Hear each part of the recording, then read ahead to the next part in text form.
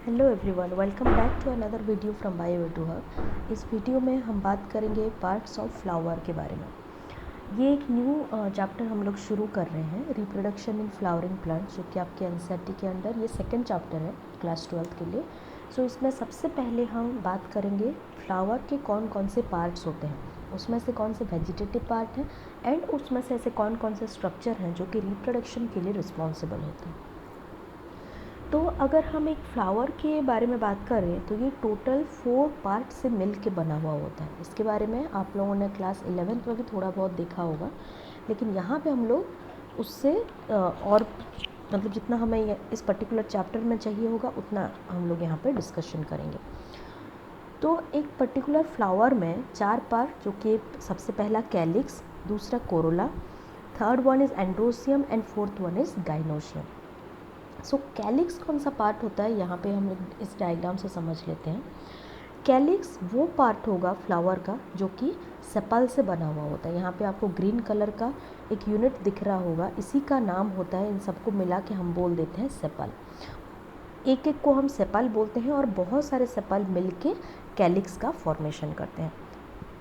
उसी तरह से यहाँ पे जो आप कलरफुल दिख रहा होगा लाइट स्काई कलर में, एक एक पार्ट को हम पेटल बोलते हैं और बहुत सारे पेटल मिल के एक साथ इसे हम कोरोला का नाम दे देते हैं। उसी तरह से और 2 पार्ट्स एक पर्टिकुलर फ्लावर में होता है, क्योंकि ये हम ऐसे फ्लावर लिए हैं जिसमें मेल एंड फीमेल पार्ट दोनों एक ही जगह पे मौजूद है। इसी वजह से यहाँ पे आपको स्टैमेन एंड पिस्टिल दोनों एक साथ नज़र आएंगे। स्टैमेन मेल रिप्रोडक्टिव पार्ट के अंडर आता है, ये मेल रिप्रोडक्टिव पार्ट के अंदर आ जाएगा, एंड ये जो पिस्टिल है ये आता है फीमेल रिप्रोडक्टिव पार्ट के अंदर।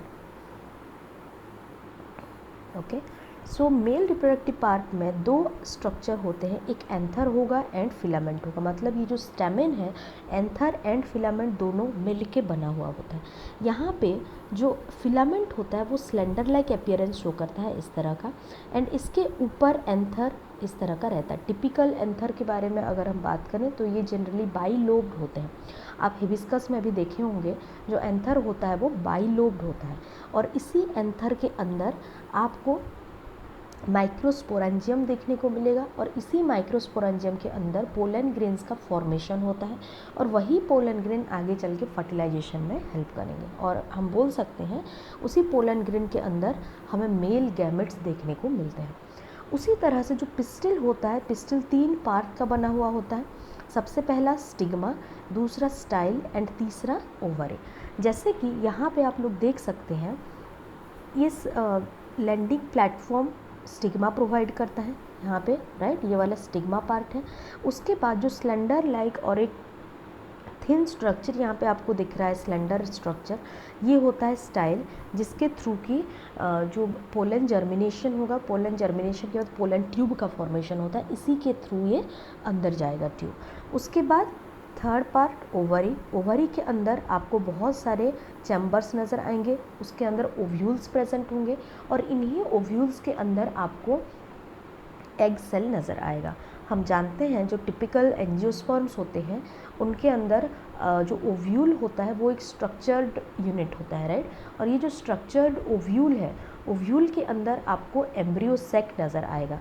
और ये जो टिपिकल एंजियोस्पर्म का एम्ब्रियो सैक होता है, ये generally 8 nucleated and 7 celled cell होता है।